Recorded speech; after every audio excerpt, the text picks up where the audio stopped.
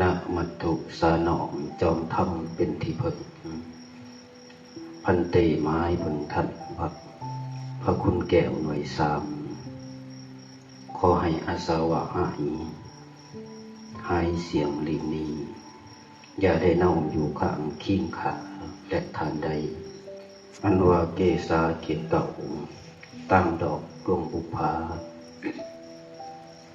ย่อยืนถวายอภิวาแด่องค์พุทโธเจ้ารวมทั้งทัศมือ10 นิ้ววันท่าเนื้อขมอกตัวขาเป็นดังทางปทุไตบูชาไว้เด็ดหนอพุทโธนะโมตัสสะภะคะวะโตอะระหะโตสัมมาสัมพุทธัสสะนะโมตัสสะภะคะวะโตอะระหะโตสัมมาสัมพุทธัสสะนะโมตัสสะภะคะวะโตอะระหะโตสัมมาสัมพุทธัสสะโยอนันทมยาธัมโมธัมโมจะวินโยจะเทสิโตปัญญโตโสมมัจจเยนะสัทธาขอน้อมน้อมแด่คุณพระศรีรัตนตรัยขอน้อมน้อมแด่พระธรรมขอน้อมน้อมแด่คุณพระพุทธขอน้อมน้อมแด่คุณพระธรรมขอน้อมน้อมแด่พระอริยสงฆ์สาวกก็ขอถวายความเคารพพระเดชพระคุณญาฐานผลสุขทิฏฐธรรมโมผู้เป็นประมุขประธานณสถานที่แห่งนี้ในงานปฏิบัติปฏิบัติธรรมอบรมงานอบรมน้องๆสมาชิกเนรทุกอาทุกองค์ก็ขอแสดงความหักแพงน้องสมณเณรนักเรียนนักศึกษาขอเจริญพรข่าวเมซี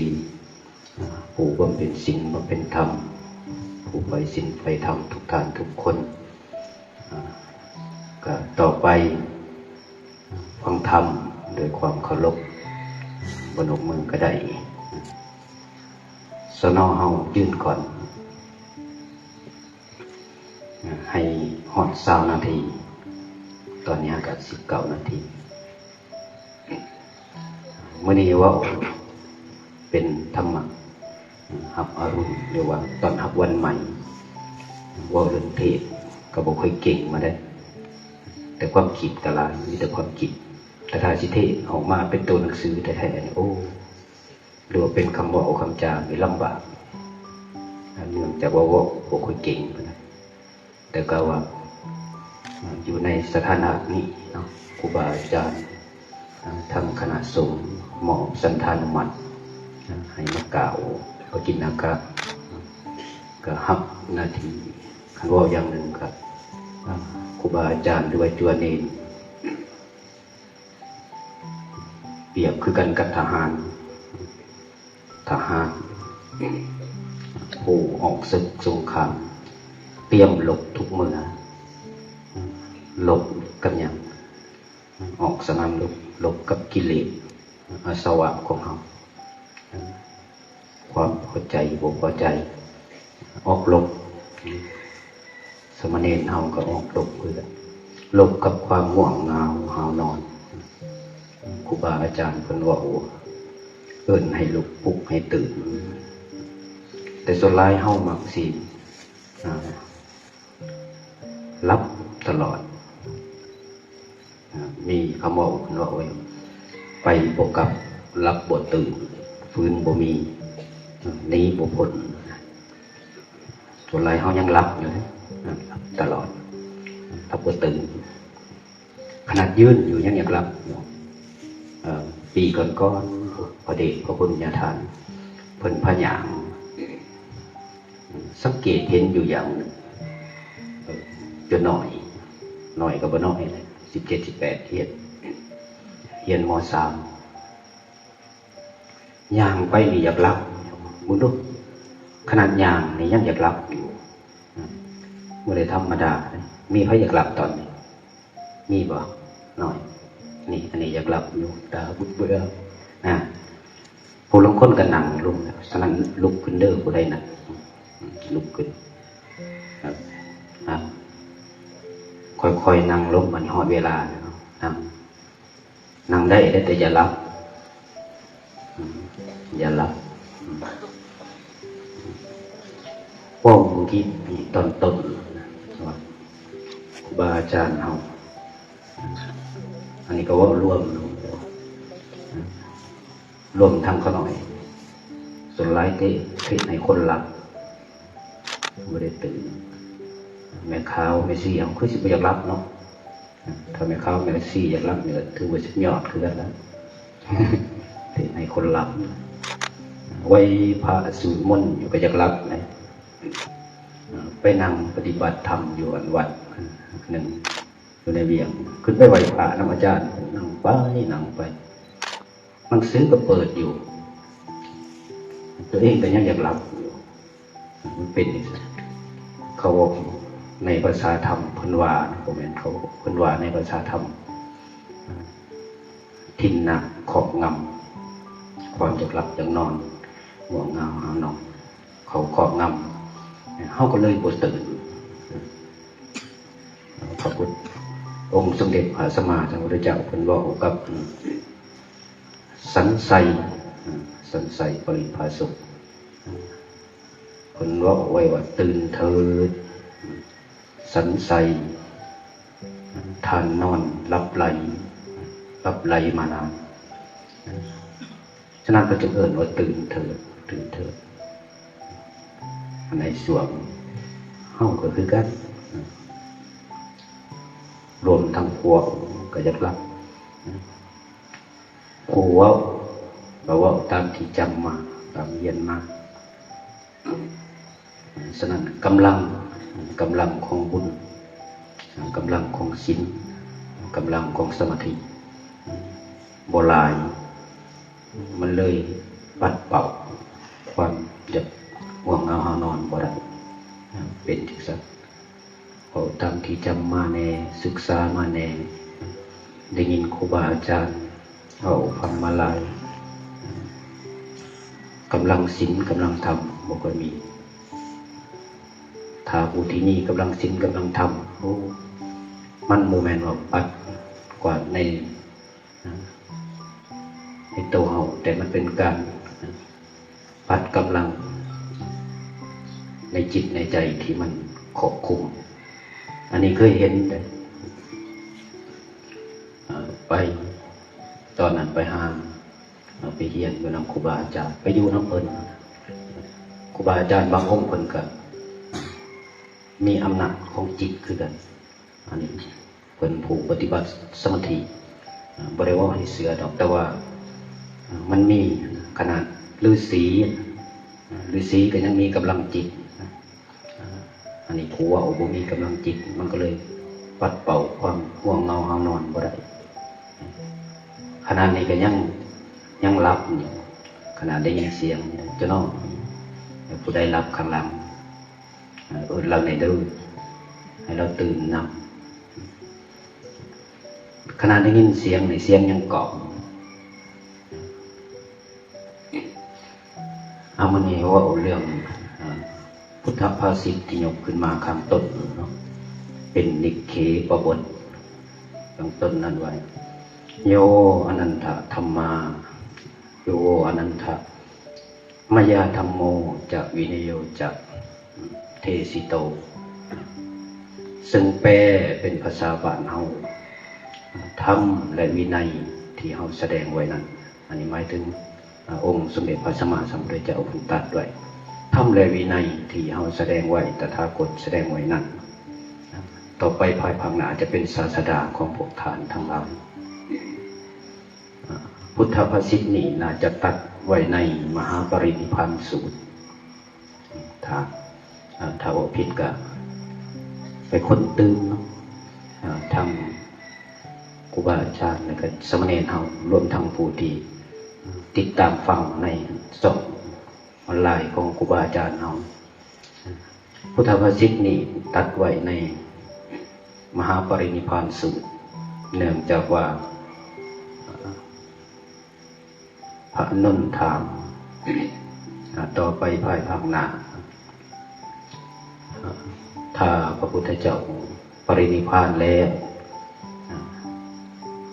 ใครจะเป็นศาสดาใครจะเป็นศาสดาของสาวกทั้งหลายพระพุทธเจ้าหรือว่าองค์สมเด็จพระสัมมาสัมพุทธเจ้าเราก็เลยยกให้พระธรรมและวินัยให้เป็นศาสดาของเราและท่านทั้งหลายที่นี่ในสังคิติสูตรอันนี้ก็ต้องว่าเรื่องมหาวิระ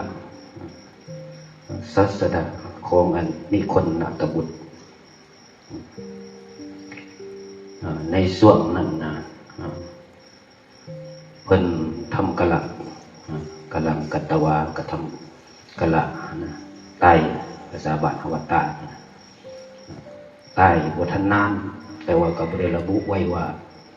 ผ่านไปจากเดือนผ่านไปจากเดือนจากปีแต่ว่าในพุทธศาสนาเฮานะพุทธเจ้าตาย7 วันเริ่มมีปัญหาตายปรินิพพาน7 มื้อแต่อาทิตย์หนึ่งสุภัททะปริภาสกผู้ที่บวชตอนแก่ก็เลยจับจ้วงพระธรรมพระวินัยจับจ้วงองค์สมเด็จพระสัมมาสัมพุทธเจ้าว่าเพิ่นตายก็ดีแล้วนะใช้ภาษาแบบบ้านเฮาโอ้เพิ่นตายก็ดีแล้วพระพุทธเจ้าปรินิพพานก็ดีแล้วเพิ่นจังสิบ่ได้มาคุมเฮานะบ่ได้มาซักบ่ได้มาโกกบ่ได้มาเว้าให้เฮาว่าเฮาเฮ็ดผิดนั่นผิดนี่เพิ่นเว้าแบบเมื่อได้ยินอย่างนั้นมหากัสสปะเพิ่นก็เลยคิดวิตกกังวลแค่7 วันนะอันนี้มหาวิระศาสดาของนิคนตายเมื่อตายแล้วสาวกของเพิ่นรวมทั้งผู้ที่นับถือบวชตามเพิ่นรวมทั้งแม่ขาวแม่ชีคฤหัสถ์ที่นับถือมันมหาวิระนิคนตบุตรเรียกว่าสาวกที่เพิ่นเขาเอ่ยว่านิคนศาสดา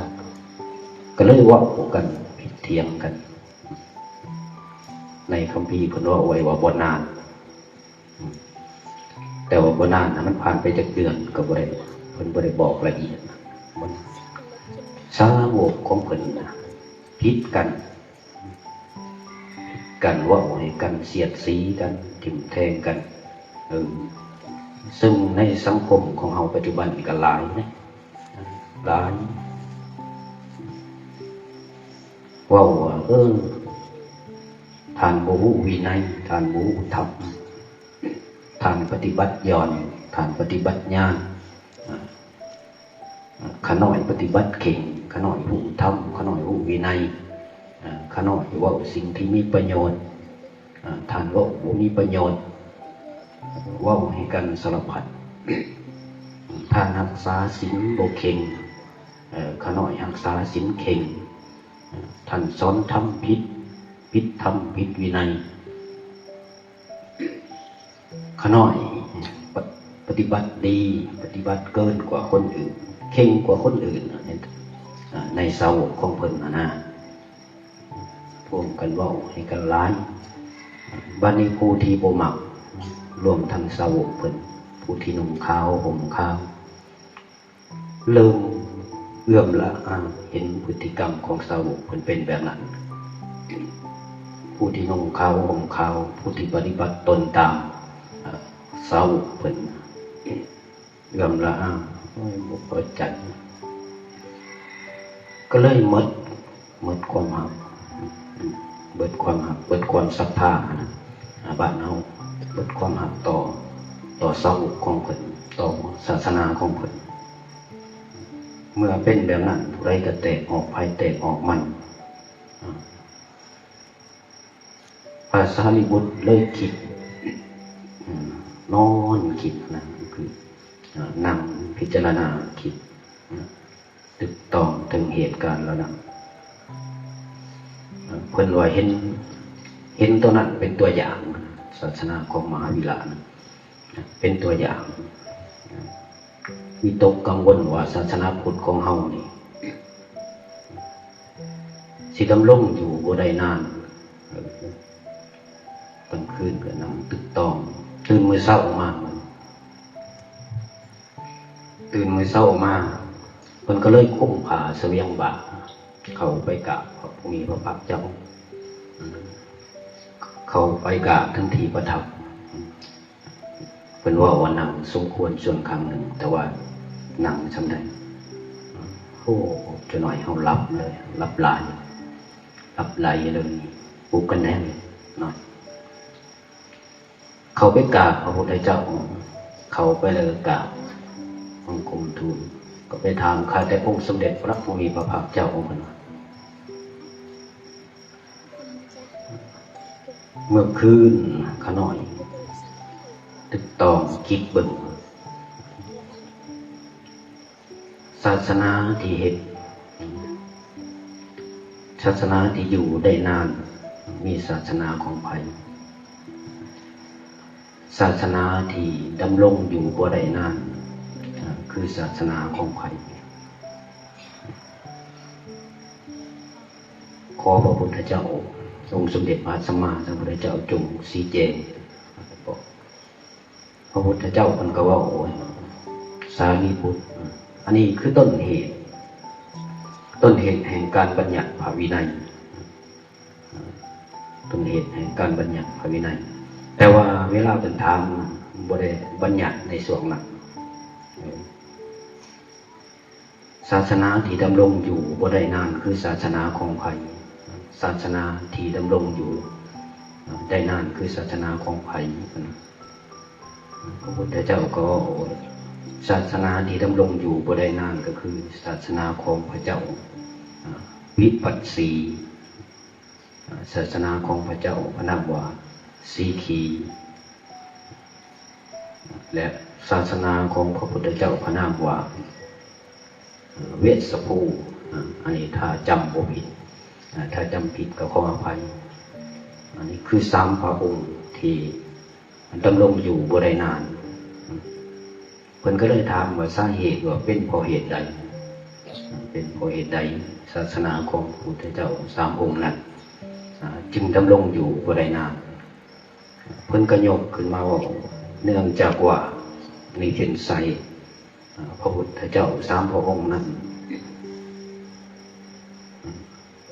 ย่อหย่อนท้อถอยในการสอนธรรมสอนวินัยซึ่งในองค์พระไตรปิฎกมีอยู่องค์เก่าก็มีสุตตะคัยยะไวยากรณะคาถาอิติวุตตกะสาตกะเวทัลละอภูตธรรมองค์เก่าแห่งพระไตรปิฎกศาสดาพระพุทธเจ้า3พระองค์นั้นย่อหย่อนในการสอนธรรมสอนวินัยแม้แต่จะยก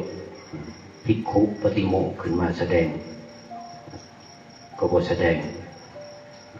ถามว่าเป็นอย่างจึงบ่แสดงในช่วงที่เพิ่นยังมีชีวิตอยู่นะพระภิกษุเนี่ยครูเนี่ยสาวกของเพิ่นเฮ็ดดีเบิดเลยบ่มีไผผิดศีลผิดธรรมอย่างน้อยๆก็โสดาปฏิมรรคโสดาปฏิผลบ่มีไผเฮ็ดผิดจากอาสวะนี่คือเป็นเหตุเพิ่นก็เลยบ่ได้แสดงตลอดพระสุนทรีเพิ่นบ่ได้แสดงพระปฏิโมกข์แล้วก็บ่ได้บัญญัติพระวินัยแม้แต่พระปฏิโมกข์ก็บ่ได้ยกขึ้นมาแสดงให้แก่สาวกเวลาเพิ่นเทศน์เพิ่นก็สิเทศน์ให้ไผฟังผู้นั้นจะบรรลุเลยนะพระพุทธเจ้า3พระองค์กำหนดจิตออกไปเทศน์อันนี้โดยอำนาจของพระพุทธเจ้าเพิ่นมีอำนาจเฮ็ดให้บรรลุเลยนี่เป็นเหตุเพิ่นก็เลิกบ่ได้บัญญัติพระวินัยไว้พระพุทธเจ้าที่ศาสนาของพระพุทธเจ้าที่ ดำรงอยู่ได้นานก็คือพระพุทธเจ้าพระนามว่ากัปปุสันทะโกนาคามนะแล้วก็กัสสปะดำรงอยู่ได้นานอันนี้ก็ถ้าดำรงอยู่ได้นานก็คือยอดก็คือสามพระองค์นี่ขยันบ่ท้อถอยต่อกันทิกันสอนหรือแม้แต่ยกปฏิโมกข์ขึ้นมาแสดงพระพุทธองค์เพิ่นยกว่าธรรมวินัยที่ยกขึ้นแสดงนะรวมทั้งภาคปฏิโมกข์ที่ยกขึ้นแสดงเปรียบเสมือนกับพรหมจรรย์โดยเฉพาะภิกขุหรือภิกขุผู้ทรงภาคปฏิโมกข์ผู้ทองจำศึกษาจำได้ดีเพิ่นยกให้เป็นว่าเป็นพรหมจรรย์ของพุทธศาสนาภิกขุปฏิโมกข์ถ้าผู้ใดจำได้โอ้ถือว่าเป็นครูบาอาจารย์ที่ทรงศาสนาไว้เป็นว่าได้อันนี้บ่แม่นว่าเองเป็นสันหลังเ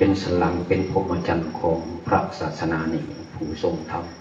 ผู้ทรงวินัยทรงปฏิโมกข์ในสังคมของเราปัจจุบันนี้ส่วนหลายก็มักสิเอาธรรมเอาวินัยมาหักหลังกันพิษนิสกีเสขียวัตเพ่งเล็งเริ่มแล้วอย่างที่เราเห็นจับเงินก็พิษแล้วเห็นนั่นเห็นนี่นั่งคิดอยู่ได้พ่อใหญ่คิดอยู่ว่าถ้าวันนี้คู่บ่จับเงินนั่งหลดไปแล้วไปลงในปั๊มน้ำมันเขาจะบอกให้เขาเจ้าเติมน้ำมันให้เต็มถังเด้อน่าคิดนะเติมน้ำมันเต็มถังแล้วลงไปเลยมียาคู่หรือว่าจัวเน่น6 องค์ยื่นให้พรเริ่มจากสัพพีติโยวิวัตสันตุโดยที่บ่จ่ายเงินสิเป็นอย่างไรอันนี้ก็บ่แม่นว่าบอกไปดินอย่าดอกน่าคิดนะแต่ว่าเฮาเว้าให้กันให้ชิ้นที่เล็กๆน้อยๆเฮ็ดนั่นเฮ็ดนี่คิดกายว่าเพ่งเล็งเข้าข่ายว่าศีลพัตตปรมาทกันเลยครับสังคมปัจจุบันนี้เฮาเห็นแบบนั้นแต่ว่า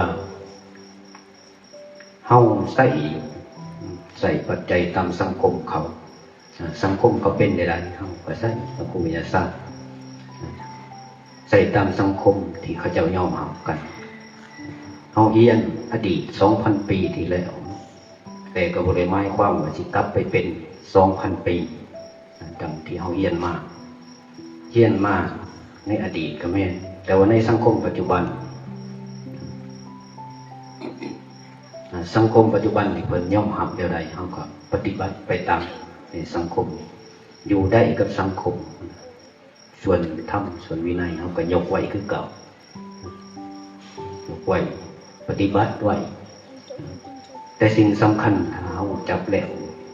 ก็บ่ไปยินดีกับมันยินดียินหายก็เปรียบเสมือนกับ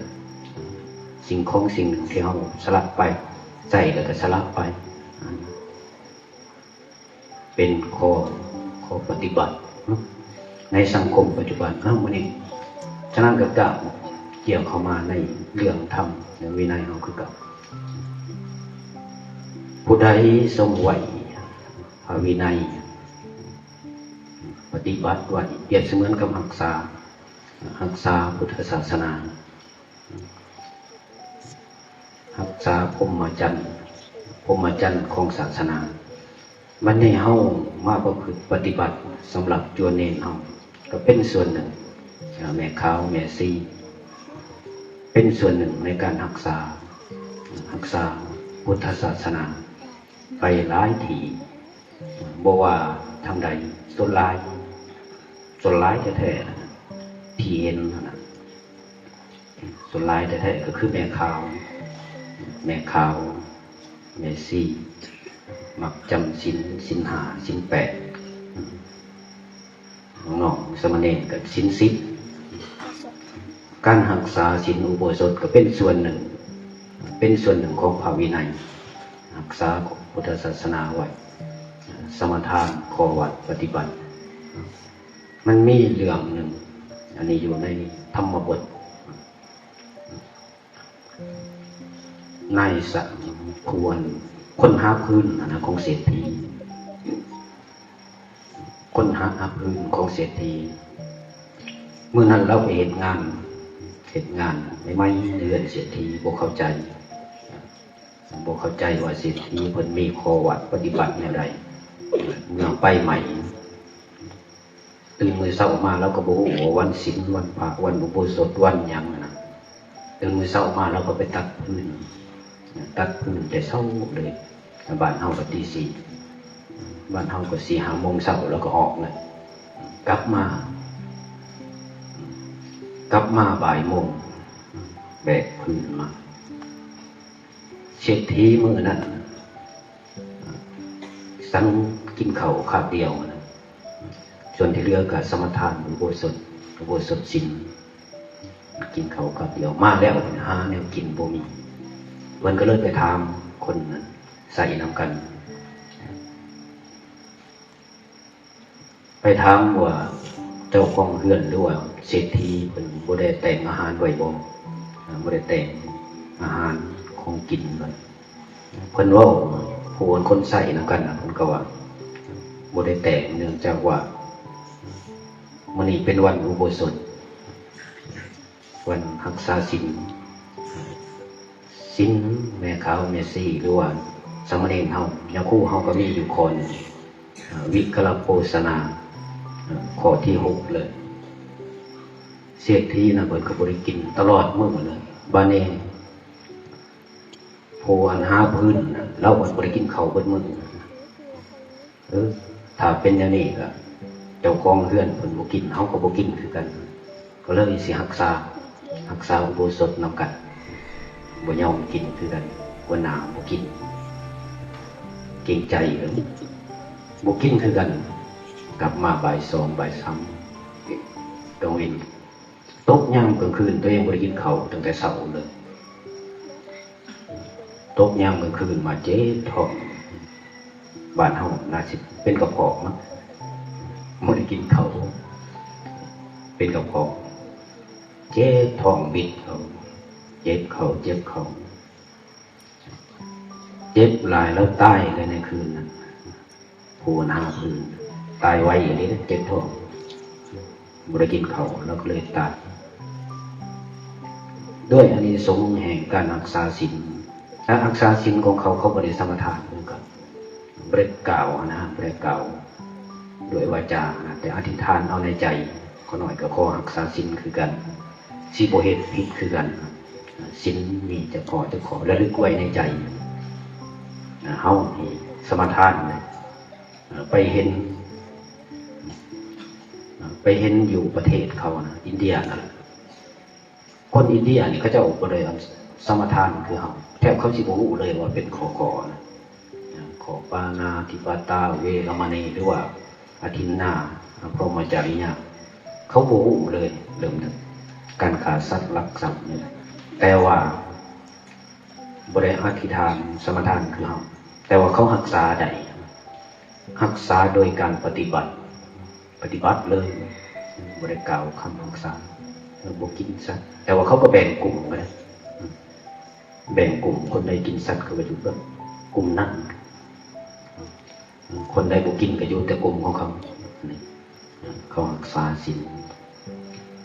มันนั่นแหละเป็นเหตุไปทุกวันนี่ก็ยังคือเก่าเขาก็ยังรักษาของเขา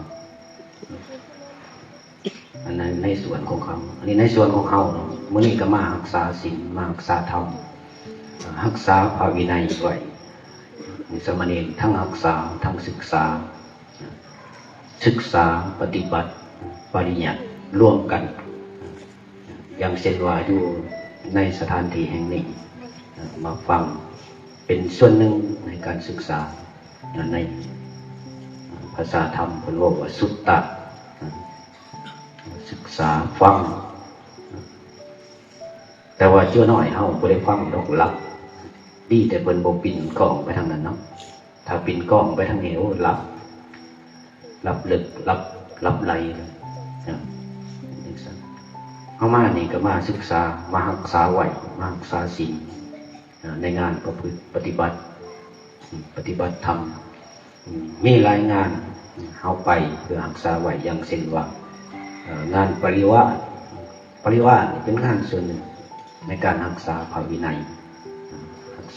ยโดยตรงเลยปริวาสในการในม้วนพระปฏิโมกข์เพิ่นว่าไว้ว่าผู้ใดสิออกจากอาบัติหนักคือสังฆาทิเศษก็คือต้องไปอาศัยสงฆ์นี่เป็นส่วนหนึ่งในการรักษาไหวพระธรรมพระวินัยดังที่ยกภาษิตขึ้นมาในเบื้องต้นนั้นเป็นเคปบทว่าพระธรรมพระวินัยเป็นศาสดาของเฮาทานทั้งหลายเฮามาก็มาเพื่อรักษาไว้ดำรงไว้ทรงไว้เพื่อหยังเพื่อให้สืบต่อไปในการบำเพ็ญของเฮาครูบาอาจารย์จัวเน้นเฮาก็บ่ฮู้ในอนาคตผู้ใดปรารถนาหยังฉะนั้นเริ่มรวมทั้งแม่ข้าวแม่ซิ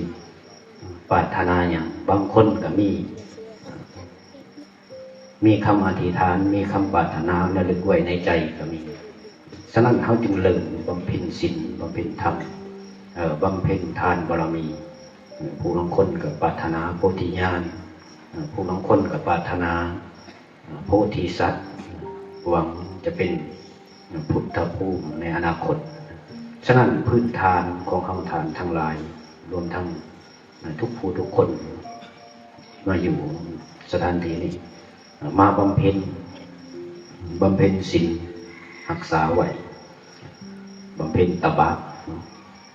มหายานก็จะว่าไว้ว่าทุกคนสามารถเป็นโพธิสัตว์ได้มีโพธิจิตฉะนั้นน้องนุ่งลูกหลานจวนเนนเฮาโอกาสในอนาคตเฮาก็บ่ฮู้ว่าผู้ใดปรารถนาหยังผู้ลางคนก็ปรารถนายิ่งใหญ่หวังเป็นพุทธเจ้าในอนาคตเพียงแต่บ่ได้เว้าออกมาซื่อๆก็มีได้ถ้าเว้าออกมาก็กลายเป็นเรื่องลิ้นเรื่องตลกเฮฮาไปถือว่าบ่ศักดิ์สิทธิ์ปานใดมื้อนี้ก็เห็นสมควรแก่เวลาเนาะในการกล่าวปกิณกะธรรมะให้แก่ทักษิว่าให้จั่วให้ไผโอยจั่วหลับให้แก่เฮาทานทั้งหลายก็เป็นเครื่อง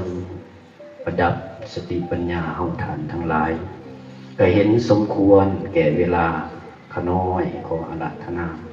เอาคุณศีลคุณธรรมที่ญาติโยม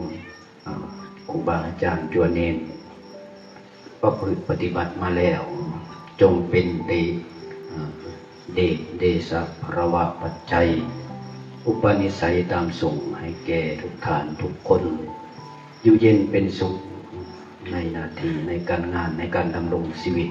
ทุกฐานทุกคนเอวังก็มีด้วยประกาศศนี